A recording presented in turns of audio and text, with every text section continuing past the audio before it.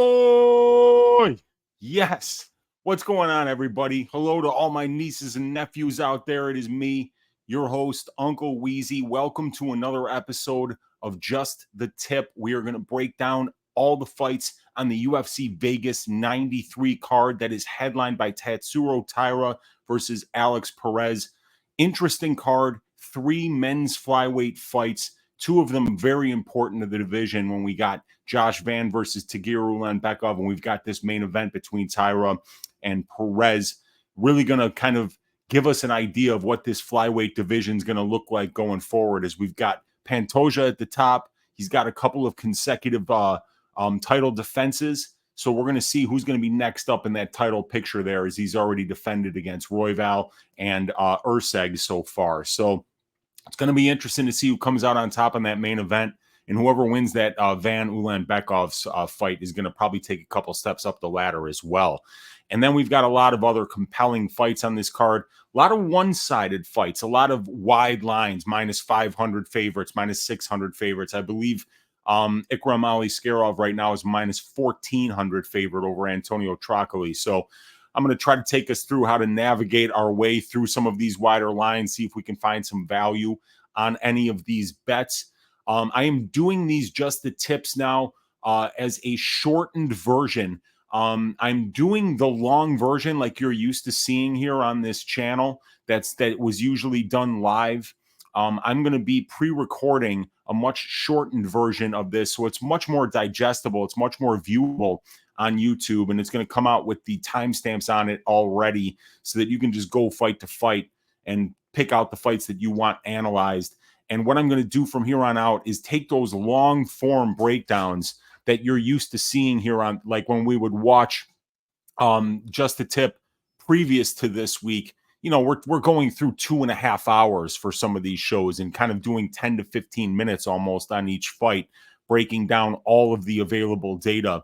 Now, those shows are going to be called Balls Deep Breakdowns with Uncle Weezy, and they are going to be available to people that support my work on my Patreon or on my Dub Club. The addresses are available down there. $10 a month, but it's going to be moving up to $15 a month for the basic stats package, which is going to have the matchup stats and the individual fighter stats for each fighter. And it's going to include also the fight write-ups that I put out, which is, you know, usually like this one here is about 30 some odd pages. And it has all of the advantages for each fighters. It has all of the trends for the fights. It has the win conditions that I have on the betting templates that I've created. It has a summary for the fight, and it has a pick for the fight. And we do that for all the fights on the card. And it's a good way to just have all the available information at your fingertips. You can have the fight write-up that talks about advantages, trends, you know, stylistic matchup. You can also go through the stats here with the matchup stats and determine, you know, whether these people are above or below average for the division and how their stats match up against their opponent in that fight. Like I said, a $10 tier and then a $25 tier not only includes everything that you just saw, but it also has the betting models for over-under bets. It has the betting models for inside the distance, KO, submission, decision, unanimous decision, split, and majority decision bets, including divisional benchmarks, past performance against those benchmarks, and adjusted win conditions based on the win probability of each fighter. These models are going to help you find the bets that are underpriced, and then you can determine whether those particular bets line up with the stylistic read of the fight that you have. That way you can find plus EV bets going forward. So if you want to find the content that you're used to seeing here on the channel for free, go join up at the Patreon. Like I said, $10 a month for the basic package, $25 a month, which includes the subscriber-only probability show that Brady and I do every week, where we break down all the plus EV bets according to my betting models, according to our stylistic reads of the fight. And then we also put together this thing here that comes out with the probability parlay and all the plus EV bets that we found, fight write-ups, all that stuff. So if you want access to this information, join the Patreon. And from here on out, I'll be giving you guys a much more stripped down, much more quickly digestible version of all these fight breakdowns. So check out the probability show right here on the Patreon or on the Dub Club.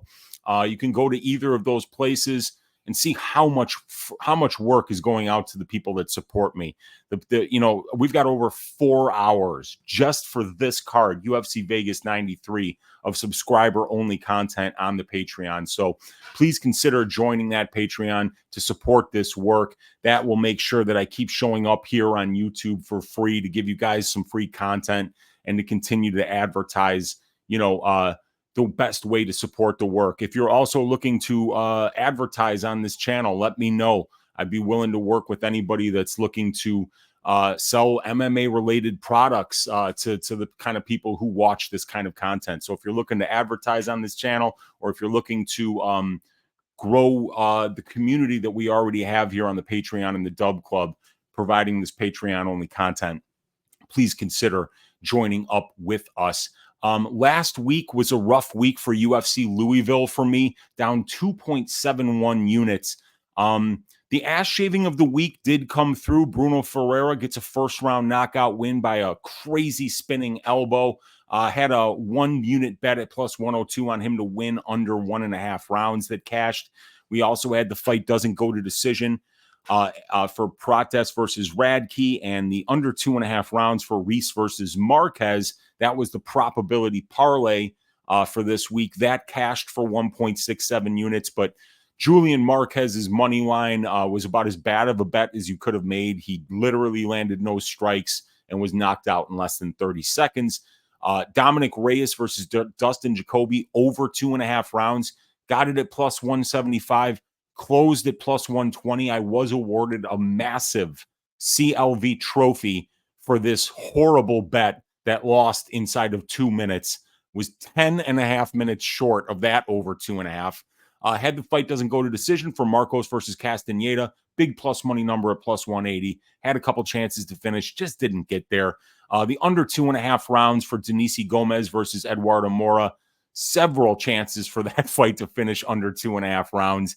It did not. And I also had Denise Gomez inside the distance at plus 400 for a quarter unit. So if she finishes any of those submissions that she had locked on, it would have been an up night for me. But this is the game that we play. Lost a half unit total on Marquez round 2, round 3 props.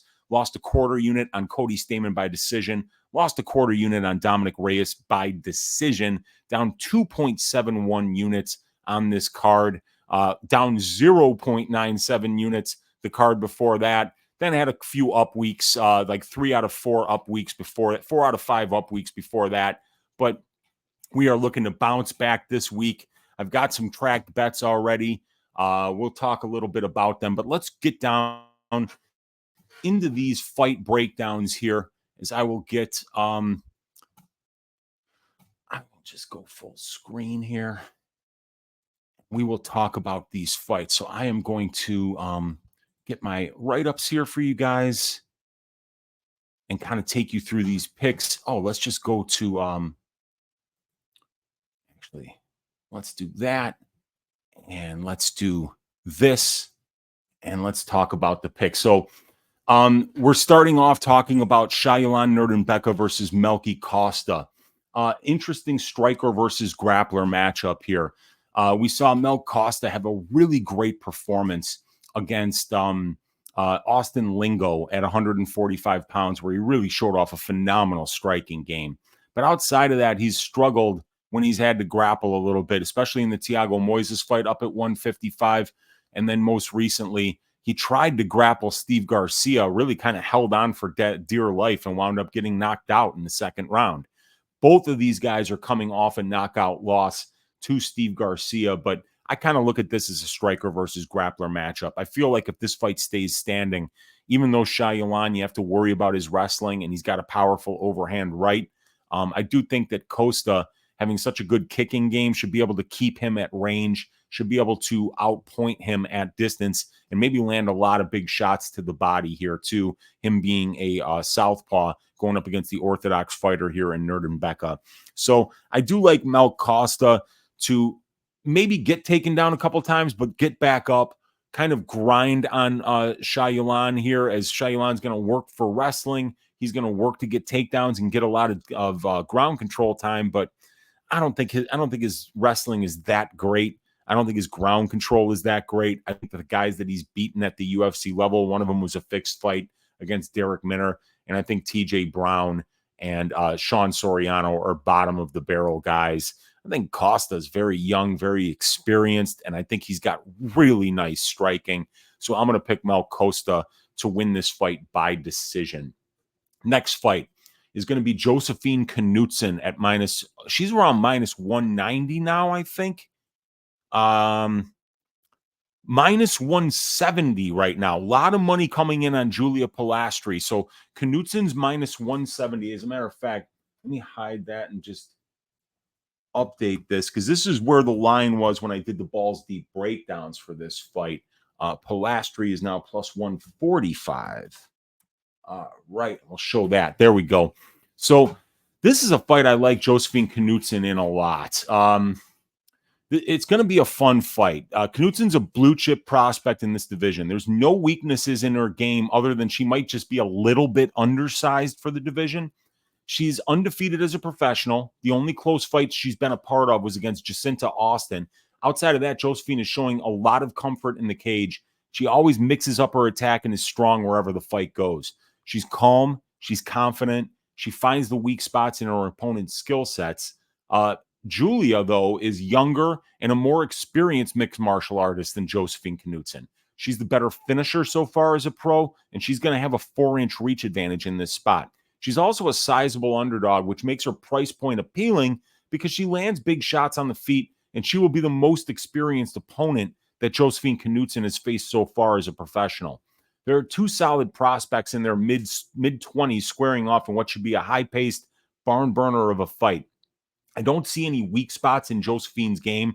I think she's going to find the area that she's better than Julia, whether it's at distance, in the clinch, or with her wrestling and grappling games, and win the minutes there.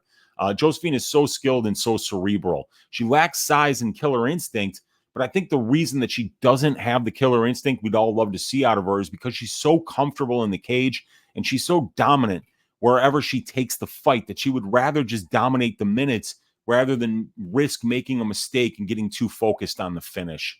I think Josephine does what she does best, wins the minutes, banks the rounds, wins a decision. Guys, she's had 3 fights under the UFC banner.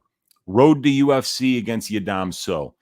Dana White's Contender Series against Isis Verbeek, and then an actual UFC fight against Marnik Mann. All those fights went the distance. Josefine Knutsson won all 9 rounds. She really knows how to use her well-rounded skill set to bank rounds, and I think that's what she's going to do here.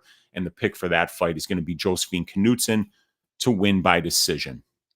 Next fight is going to be Jeka Saragih versus Westin Wilson. It's going to be a really fun fight, you guys. We got the fighting pride of Indonesia here in Jeka Saragih going up against a software engineer in poor Westin Wilson. But I love this fight.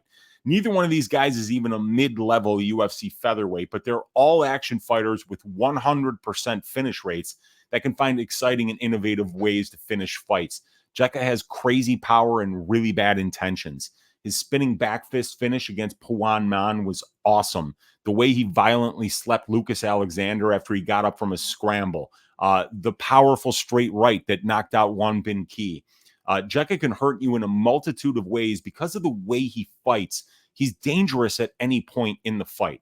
Now, Westin Wilson is going to be the taller and longer and should be the far more opportunistic minute and moment winner in the grappling exchanges. Wilson can get chokes in a variety of ways. He's got solid back takes, and he can find power guillotines when you try to take him down. His karate style can be tricky to deal with at range, so he's an unusual opponent to get matched up against. Everything about this fight screams violence. Jeka's crazy power. Wilson is so hittable. Jeka's lack of a ground game and Wilson's length and tricky choke and back take game means that there are submissions in play. Wilson's karate stance is tricky to deal with at range, and Wilson has a fast and powerful head kick. And both guys' distance striking defense thus far in the UFC has been piss poor. I don't trust Wilson's ability to get the fight to the ground with his wrestling.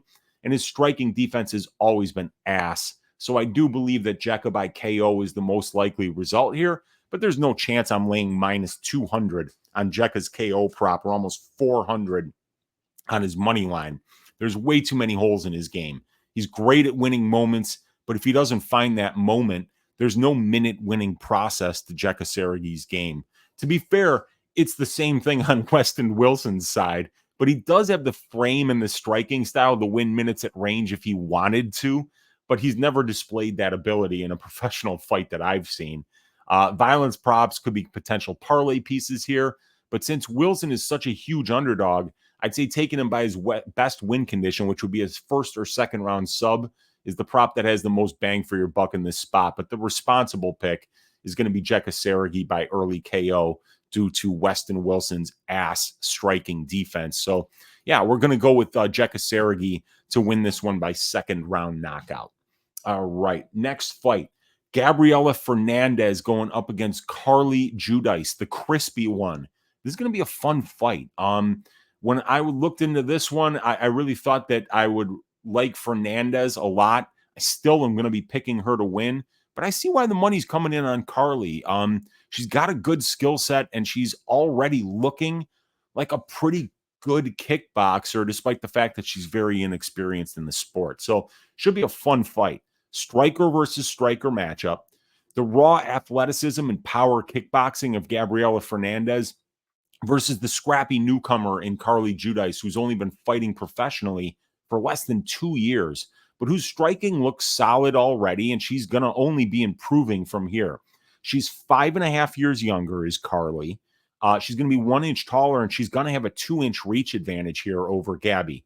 And she showed on her Dana White Contender Series fight that she can go the full 15 with a really high pace on 10 days' notice for that fight. So Carli did tire out. She did slow down, but that was an extremely high-paced fight, and she took it on less than 2 weeks' notice with only 3 professional fights under her belt at that point, and I think that those 3 fights had lasted a grand total of like 7 or 8 minutes. So for her to go in there and fight a full 15 against a girl with great conditioning and output and pressure in Karaskacha, I thought was a very impressive performance, and it was a close fight. So the thing about Carli, she's got good conditioning, she's got good volume, and she mixes up her weapons well, but she is very hittable and still very inexperienced as a fighter, as she doesn't come from a combat sports background. Carli absorbed 184 significant strikes in 15 minutes against Ernesto Karaskacha and absorbed 136 significant strikes to the head. She needs to be more elusive with her footwork, especially against a fighter like Fernandes, who looks like the female Gilton Almeida if you're looking at her body, and she hits very hard. Gabriella is way stronger and more athletic than Carli. She has the overall and UFC experience advantages. She's the more powerful striker, and she's fought the better brand of competition as a professional. This is a step up in competition for Carli Judice, and I don't like the matchup for Carli because she cannot be counted on to wrestle, and that's how you get Gabriella really out of her comfort zone. Carli might throw more volume and try to make this a dirty fight, but I think Gabby's power, experience, and strength of schedule advantages, and the possibility that she lands the more eye-catching and powerful strikes in this fight against the very hittable and inexperienced Carli Judice is what's going to carry her to the win in this fight. So I'm picking Gabriella Fernandes to win this fight by decision. Next fight is going to be one that I did not write up. Adam Fugitt plus 105 versus Josh Quinlan at minus 125. Fight doesn't go to decision here at minus 160. I'm picking Fugitt here. I'm not a believer in Josh Quinlan's skill set. I think that he's kind of looked at as this murderous power puncher, and he certainly was on the regional scene when he was just absolutely juiced to the gills with steroids. But he's been caught once already in the UFC. He's been suspended for it. And now, you know, if he gets caught again, that's going to be at least a 2-year suspension, and it's going to put a major hole in his career. So he can't be the same guy. And I just see somebody that's kind of low volume, kind of predictable. He's got a good jiu-jitsu game, but he doesn't have the wrestling to get the fight down. He's got a very basic striking game, low calf kicks, 1-2s up the middle, kind of robotic and stiff. And Fugitt is a guy that I just think is a little bit underrated. I think he took a lot of really tough fights on the regional scene. He's got great size for the division. I think he hits very hard. He kind of brings a pace with him and brings a dogfight with him every time. And he's scrappy as fuck. And he's been training over at Fight Ready. He went down there. Evidently, he's been down there for about 3 to 5 months now, and was kind of just waiting for his next opportunity. Adam hasn't fought in about a year now. So I have the stats up here. Let me see if I can grab that. Let's find the layoff. If you want access to the stats package, I passed it up. You can check out the Patreon. That's where we keep all of this stuff. But yeah, the layoff is only 3 months for Quinlan, but it's basically a year for Fugitt. So he was having trouble finding fights.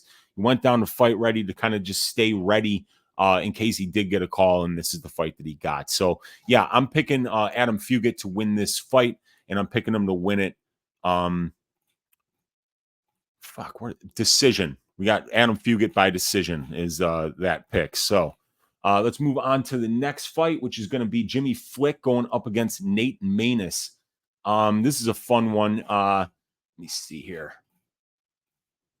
Yeah, this is about as striker versus grappler as it gets. Jimmy is a dangerous fighter at all times. If he can get one takedown, create one scramble, if you overcommit on one punch like Malcolm Gordon did, he can get you down and he can finish with an arm triangle, a shoulder choke. He can get you in his guard and finish with a triangle armbar series from his back. Flying triangles are in play. I mean, guillotine chokes, back takes, leg locks, you name it.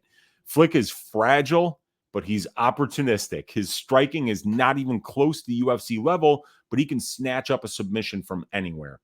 Flick has the overall experience and the submission grappling advantages against Nate Maness, and that's about it. Nate is younger. He's taller. He's longer. He's fought the better competition at higher weight classes. He's more durable for sure, and he's the way better minute and moment winner at distance striking range. And even if Jimmy does get Nate down, there's always the possibility Nate can land big ground and pound like he did against Mateus Mendoza, or like Charles Johnson and Alessandro Costa landed against Jimmy Flick. Nate just has more paths to victory, and anything short of him getting caught in a submission or wrestle fucked for the full 15, and he not only wins this fight, but he probably finishes it. I love the under 1.5 rounds here. I placed a 3.2 unit bet on that prop at -160. And I do believe that Nate can outmuscle Jimmy in the clinch, stop the takedown attempts, land big shots on the feet, and finish via standing KO or ground and pound. However, I bet big on that under because I know if Nate makes one mistake, that Jimmy is opportunistic enough to get a finish of his own when both fighters are fresh and still dry. So the pick is going to be Nate Maness by first round knockout. We got that up there. And then we'll take it back off the screen so that we can talk about the next fight, which is going to be Tagir Ulanbekov going up against Joshua Van. We got Ulanbekov around -225. Josh Van +190, and the fight doesn't go to decision here at -135. So Tagir is going to be taller. He's going to have that reach advantage. He's a southpaw. He's more experienced overall than in the UFC. He's got the grappling advantage. He's got the strength to schedule advantage. Josh Van's 10 years younger, and he's the better striker. So it's a massive step up in competition for the young phenom in Joshua Van. Tagir has so many advantages on paper. So if Josh cannot keep this fight standing, he's going to be way out of his depth. Josh is getting better every day. He's still only 22 years old. He's 10 years younger than Tagir, and his pressure, his volume, his combination of heavy boxing are serious problems, as is his conditioning that allows him to push that hellacious pace for the full 15 minutes.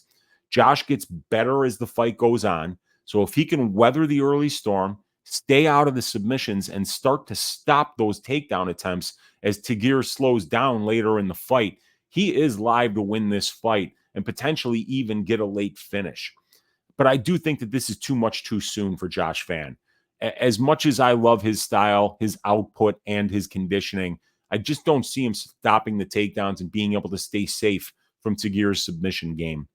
I think Josh gets sloppy trying to get back up, gives up his back, and gets choked out. But like I said before, if he can weather that early storm and get to the second and third rounds, he might be able to wear on Tagir if he can keep this fight standing and find a late finish of his own, or even win the second and the third rounds by avoiding the grappling exchanges.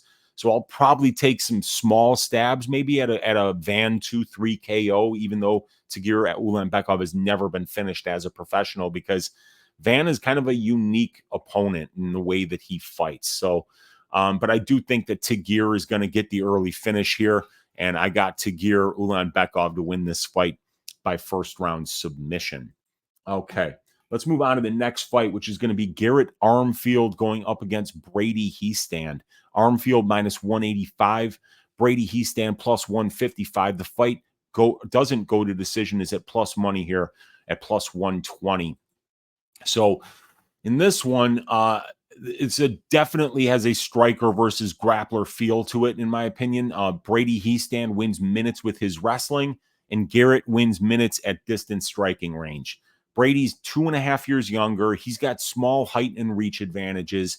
He has a little more UFC octagon time, and he should be the guy more likely to win minutes and moments in the wrestling and grappling exchanges. Brady's getting 4.1 takedowns per 15 minutes, and Garrett Armfield is allowing 3.3 takedowns per 15 minutes. Brady Hiestand averages 47.5% control time over his UFC octagon sample size, and Garrett Armfield allows 26.1% control time to his opponents. In addition, Garrett has slowed down later in fights, especially in ones that have a grappling heavy pace. We saw Brad Katona get 2 takedowns and almost 3 minutes of control time against Armfield in the third round. And if he had went to that wrestling earlier in that fight, he might have gotten the nod there instead of losing that decision.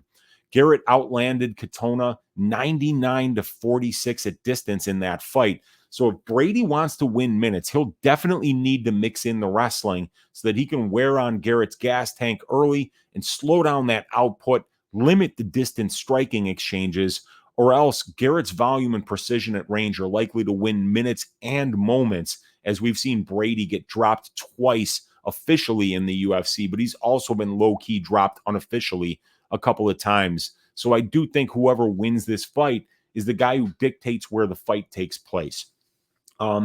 As a result of that feeling, I have to go with the guy that I consider to be the better conditioned and better and committed enough to the wrestling to execute the type of game plan that Garrett has trouble with. So I'm going to go with Brady Hiestand to get the nod here, and I'm going to pick Brady Hiestand to win this fight by decision. Brady Bam Bam Hiestand. I cashed a max bet against him, or on him, against Fernie Garcia. Cashed a bet on him against Dinah Batgary with the third round finish.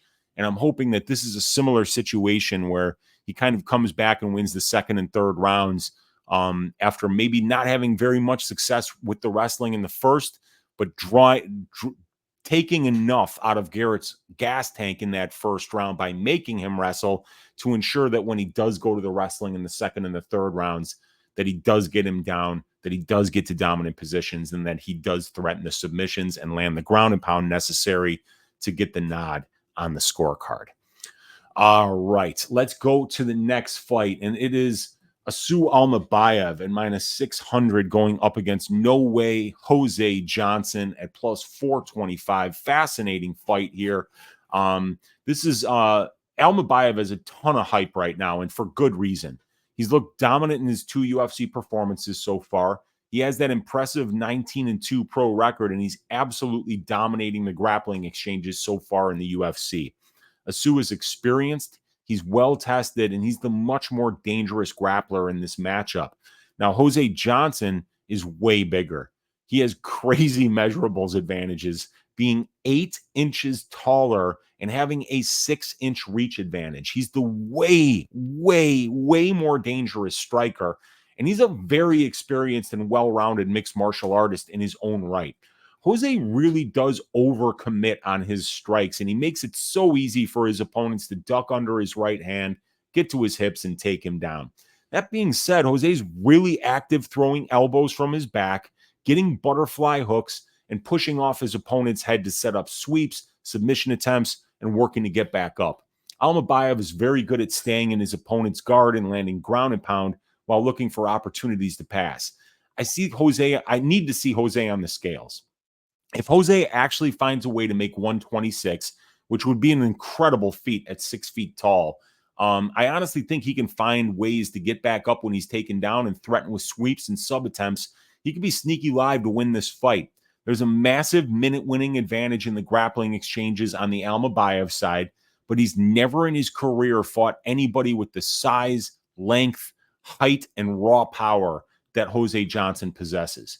If Jose makes weight and looks decent doing it, I might actually take a shot on the Jose Johnson money line. The measurables, the striking, the overall experience advantages on his side, if you include his 30-plus fight amateur career, are too much to ignore. And in this damage over control judging environment, there's a path for Johnson to win here if he can make Almabaev pay every time he closes the distance to grapple.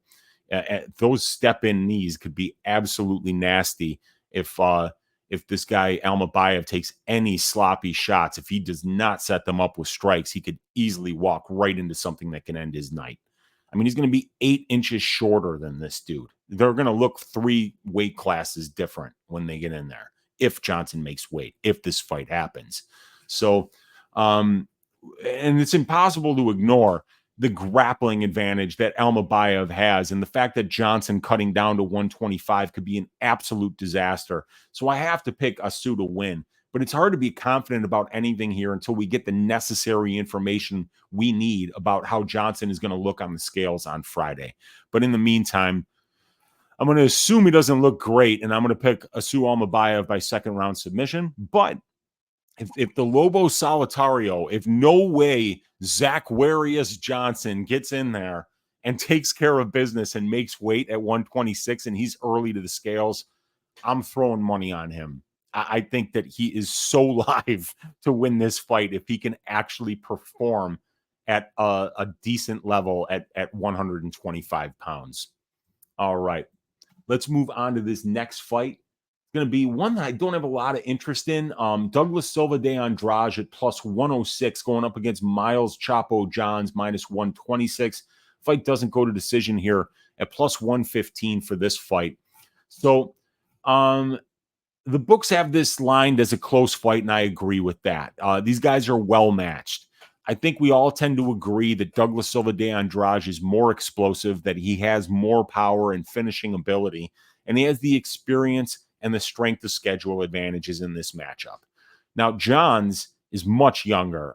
He's got an understanding of how to win minutes and bank rounds, and he's been looking really sharp of late ever since moving from Fortis MMA over to Marathon MMA under the tutelage of head coach Trey Ogden. If Douglas Silva de Andrade was only 34 and not 38, I'd bet him at this line, but it's always terrifying betting on a much older fighter at even money, because you never know when the inevitable decline is going to come. And when you're a 38-year-old bantamweight, you know it can't be too far away. Both guys are fairly low volume on the feet. Neither guy lands more than 1 takedown per 15 minutes or wins a lot of minutes in the grappling exchanges. So I think this fight comes down to who wins the minutes and the moments on the feet. And that means I have to lean to the Douglas Silva de Andrade side. Douglas been in there with the much, much, much better strikers, everybody.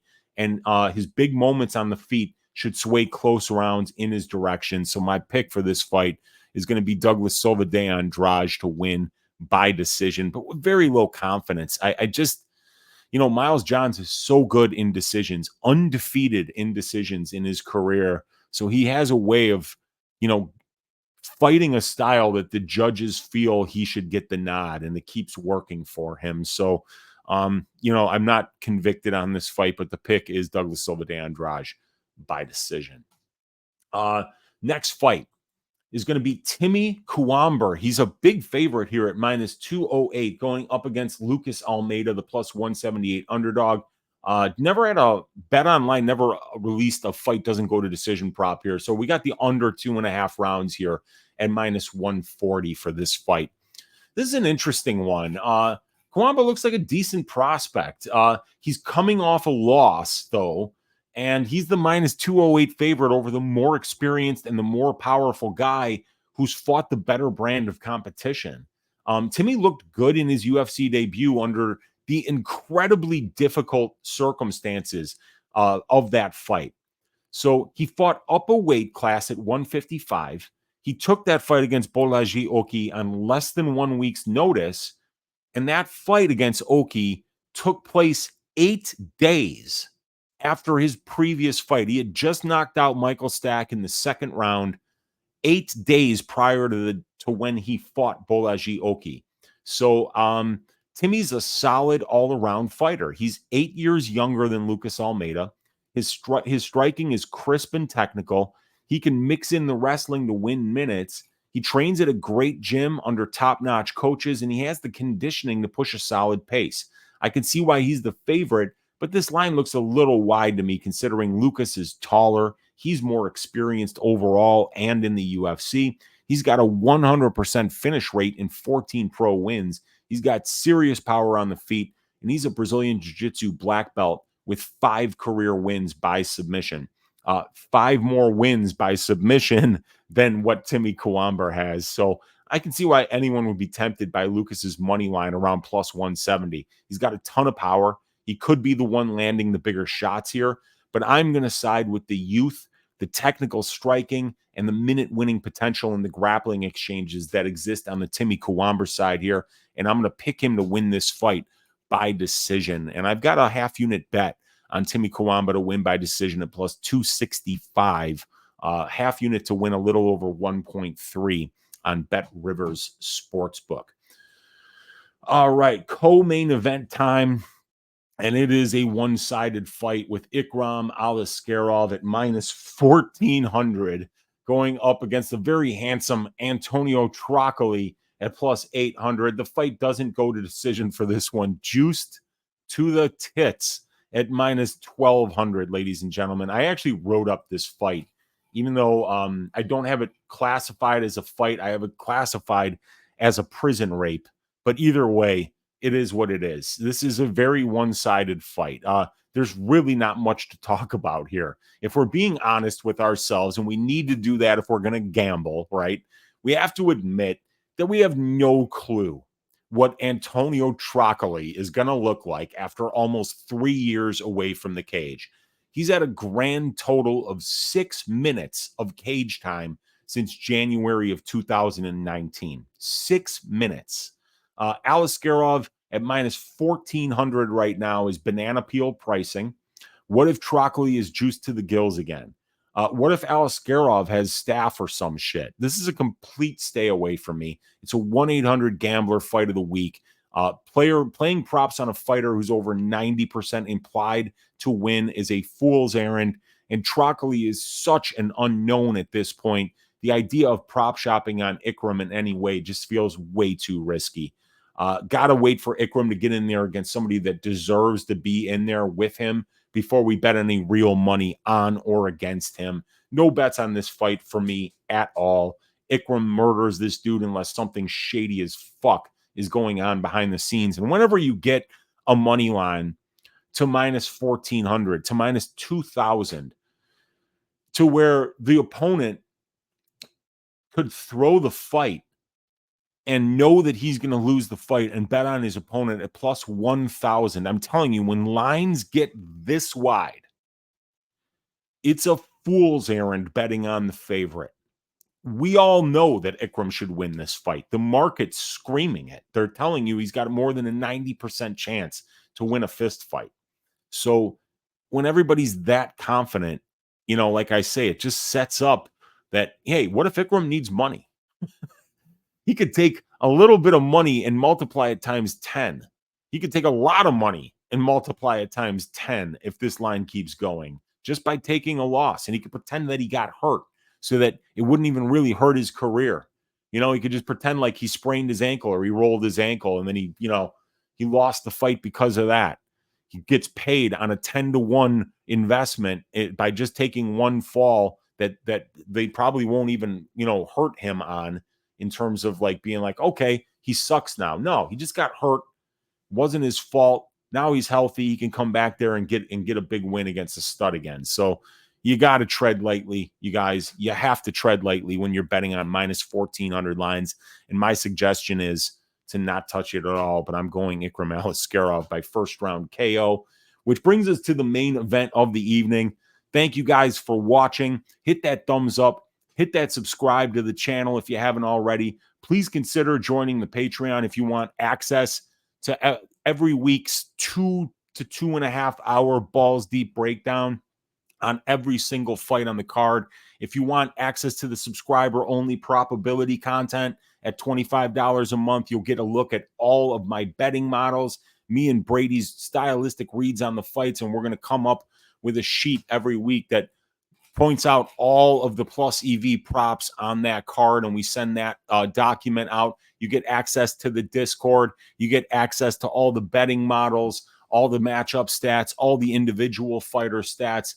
Great ways to play prize picks and FanDuel in here. As you can see, lines 36 through 39 of this spreadsheet on the individual fighter stats have all of the DFS stats for DraftKings, FanDuel, Prize Picks, and Underdog if you're one of those players. So please consider supporting the work here on the Patreon, on the Dub Club. If you can't do that, leave me a comment down below, hit that thumbs up button, and subscribe to the channel. Appreciate each and every one of you guys. Let's go to the main event here. Alex Perez versus Tatsuro Taira. We've got Tatsuro minus 185, Alex plus 160. Fight doesn't go to decision at minus 280 for this fight. So 3 flyweight fights on this card, and whoever wins the main event could determine who gets the next title shot. But for Tatsuro Taira, going from Jesus Aguilar, Edgar Cairez, and Carlos Hernandez to Alex Perez is a massive step up in level of competition, and it's going to be very interesting to see if Tatsuro Taira can take the next step up the ladder in the UFC's flyweight division at only 24 years of age. So Tatsuro's 8 years younger. He's 1 inch taller, and he's going to have a 5-inch reach advantage. So really nice measurables advantages here on the Taira side. He's the better minute and moment winner in the grappling exchanges because of his ability to control his opponents for long stretches of the fight while taking no damage. Tatsuro has controlled his opponents for almost 62% of his total UFC octagon time, and he's only absorbing 1.1 significant strikes per minute over a 50-minute sample size of UFC octagon time. That's dominance, my friends. Alex Perez is a tough, well-rounded, and well-tested opponent for Tatsuro Taira. He has the overall and UFC experience advantages. He has the striking advantage, in my opinion, and he has the strength of schedule advantage as well. Alex has looked good in his last 2 fights after having such a long period of inactivity. The performance against Makayev was admirable, and I feel as if that fight could have went either way. And getting a second-round finish less than 2 months later against Mateus Nicolau proved that the Makayev performance wasn't just a fluke.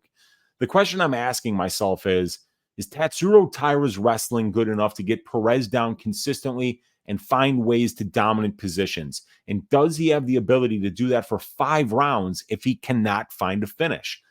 I obviously don't have the answers to those questions yet. But Taira's striking is solid enough, in my opinion, to keep this fight close while he looks to set up those high percentage takedown attempts. And I do feel as if Taira's control, once he gets fights to the ground, is next level. And that control will allow him to win enough minutes to avoid taking the damage that would cause him to lose the fight. So he gets the nod if it goes to full 25, I think, if he's able to get to these dominant positions.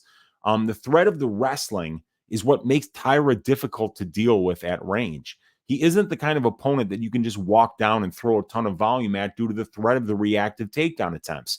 So Taira does a great job of slowing down his opponent's output at range while setting up the takedown attempts that he uses to dominate on the mat. Taira's been dominant thus far, and I see that trend continuing. And Perez's biggest hole in his game has always been his submission defense. I see Taira using his strikes to set up his takedowns, getting the dominant positions once he's on the ground, and using his ground and pound to set up his submission attempts. I think Taira wins. and I think he finds the submission here. So for the main event, we are going with Tatsuro Taira by submission in round number 3. Japan stand up, looking for a really young, really ready UFC prospect here to potentially be getting a title shot within a couple of fights if he gets a win here. So Tatsuro Taira by 3rd round submission is the pick. That leaves us with 2 more orders of business, you guys. We're going to go with the Bootsy Collins Memorial Dogs Are Barking pick of the week. That one for this week is going to be right here. Brady Bam Bam Hiestand, money line plus 155. Garrett's really good. I love his pocket boxing. I think his wrestling is actually decent, but I don't love the conditioning. I think if a wrestling heavy pace gets pushed against Armfield, it takes him out of what he does best, and that he will slow down later in the fight, and Brady will probably get better later in the fight, especially if he's finding some kind of wrestling success early. In addition, a year off for Brady. He's only 24 years old. We could be seeing some pretty significant improvements from him in a number of different areas, specifically his striking, where he throws a lot of kicks. And I think that the kicks might be able to help him with his range management, might be able to discourage Armfield from getting into that pocket and landing those combination boxing, the combo boxing that he does so well that he used to beat Brad Katona. But I just thought Brad made a mistake by not wrestling enough. I mean, I think he had a lot of success when he went to it. And if he had went to it more early, he would have tired out Garrett a lot earlier, and he would have dominantly won that 3rd round, which he already did win, but he might have had a chance to pick up the 1st or the 2nd. So I think that Brady's style is a good style to frustrate somebody with Garrett Armfield's particular skill set. So I do like the Brady Hiestand money line as this week's Bootsy Collins Memorial Dogs Are Barking pick of the week. And that leaves us with 1 order of business left. It's Uncle Weezy's ass shaving of the week. And ladies and gentlemen, we're on a 10-week winning streak with the ass shaving of the week. So this is a big one. You know, I want to make it 11. I want to win this one, but we got some problems here, right? I mean, there's like 6 fights that I can't give you. I don't do women's fights, so Polastri Knutsson isn't going to work. I don't want to give you massive favorites, so I'm not going to give you Alice Skarov at minus 1,600. I'm not going to give you Almabaev at minus 600. I'm not going to give you Nate Maness at minus 600. I'm not even going to give you Jeka Saragih at minus 340. I have to find somebody that I think is going to win and win dominantly, and in order to do that, I got to go. Look, I bet against Joshua Van last time out against Felipe Bunis because I know for a fact that Joshua Van is not ready to grapple at a high level in the flyweight division yet. He's just not there. There's no way you could be. It's mathematically impossible. This guy boxed growing up and he played soccer. He's not a grappler. He's not a wrestler. His Brazilian jiu-jitsu was probably blue belt level at best.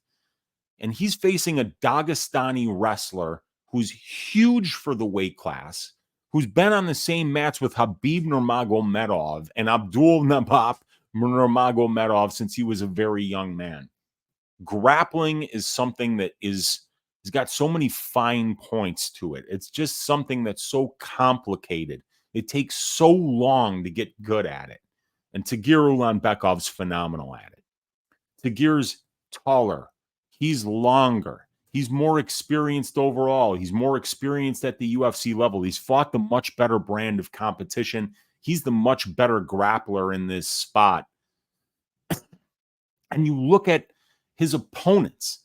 Tagir Ulanbekov's previous opponents, Bruno Silva, Brazilian Jiu-Jitsu black belt. Alan Nascimento, Brazilian Jiu-Jitsu black belt. Tim Elliott, a very awkward and unusual wrestler who grabbed the fence about 25 times in that fight, grabbed the inside of the gloves about 10 times in that fight, just cheated his ass off, and Tagir still almost beat him. Tagir just made quick work of Nate Maness, who isn't a great grappler, and then he goes out there and he gets another finish in his most recent fight. Ulanbekov is dominant on the ground. He's got the kind of high-level striking that could even give Van some problems at range. I just don't see where Van wins this fight. I'm picking Tagir Ulanbekov not only win this fight, but I think he gets a submission, gets it done fairly early, and makes this look easy. Tagir Ulanbekov looking to make it 11 in a row for Uncle Weezy's ass shaving of the week. Thank you guys for hanging out. This is what you can expect going forward. We got 50 minutes in here, a brief intro, the dog pick and the ass shaving of the week, and about a 35-minute card breakdown in the middle of it. I thank you for your support. Please consider supporting the work here on the Patreon or on the Dub Club so that you can get access to the subscriber-only content, 4 hours of it, over 4 hours of it, just on this week's Patreon on the probability with two hours with Brady, 2 hours and 20 minutes on the balls deep breakdowns of these fights. And then we've got the betting models, all the stats, everything. Become a part of this community, help support the work. It would be much appreciated. You guys, let's stack cash tickets like flapjacks for UFC Vegas 93. Good luck on all your bets. I will see you tomorrow right here live after the weigh-ins, maybe about 1:30 Central Time for the greasy four-leg parlay. And I'll see you on Brady's channel on Sunday for Stat Diggers for UFC Saudi Arabia, which will be coming up next week. And I'd like to thank everybody that's been supporting Stat Diggers on Brady's channel ever since we got removed from Pub Sports Radio. Let go from Pub Sports Radio. The support's been phenomenal. I mean, we're getting over 5,000 views on that show weekly now because it's not getting buried underneath a bunch of other content on Pub Sports, that because they do so much content over there daily. The support on the show, it's more watched than it's ever been, and we'd like to thank you guys for that, and we're going to keep giving you guys that great content for free on YouTube. So much obliged, you guys. Thank you so much for watching. Good luck on all your bets. God bless each and every one of you guys, and I'll see you tomorrow afternoon after the weigh-ins for the greasy four-leg parlay. Take it easy, everybody.